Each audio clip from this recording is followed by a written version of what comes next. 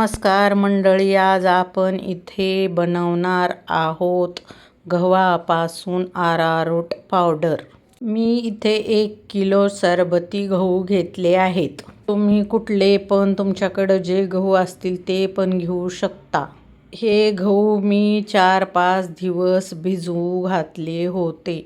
दररोज ते स्वच्छ धुवून त्यामध्ये दुसरे पाणी टाकायचे. जर आपण स्वच्छ धुवून पाणी नाही टाकले तर त्याचा घाण वास येतो. स्वच्छ धुवून दुसरे पाणी घालायचे.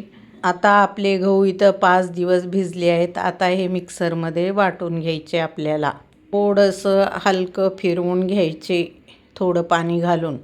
मिक्सरमध्ये फिरवून झाले की ते हाताने असं पिळून घेऊन पिठाच्या चाळणीनं मी इथं गाळून घेतलं आहे आणि चोथा बाजूला केला आहे. आणि मी ह्याला डबल सोजीच्या चाळणीने गाळले आहे एकदा.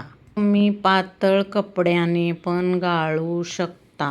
आणि हे गाळून झाले की आपल्याला एक 10-15 तास बाजूला अजिबात एका कडेला ठेवून द्यायचं आहे की जिथं कोणी आपण धक्का लावत नाही, हात लावत नाही. मग ते सगळं खाली जाऊन पावडर बसते आणि पाणी वरी राहते. 2 वेळेस पाणी टाकून ह्याला पिळून घ्यायचे, म्हणजे त्याच्यामध्ये आपले अजिबात दूध राहत नाही, पूर्ण दूध निघते. आता आपले इथं पूर्ण दूध निघाले आहे बघा, नुसता चोथा राहिला आहे. 1 किलो गव्हामध्ये 800 ग्राम अरारोट पावडर तयार होते.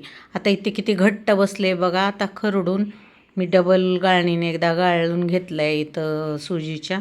गाळून झालं की 10-12 तास बाजूला असं झाकून ठेवून परत ते सेट झाले. आता वरचं पाणी काढून टाकून आता खाली नुसतं बसले चिक. आता बघा ओतलं की ताटामध्ये असं ओतून उन्हामध्ये ठेवून द्यायचं आणि हातानं बारीक करायचं पहिल्या दिवशी आणि डबल ती पावडर उन्हात ठेवायची दुसऱ्या दिवशी आणि मिक्सरमध्ये फिरवून चांगली कडक वाळली की एखाद्या भरणीत भरून ठेवायची. तर पावडर तयार आहे. व्हिडिओ शेवटपर्यंत बघितल्याबद्दल धन्यवाद.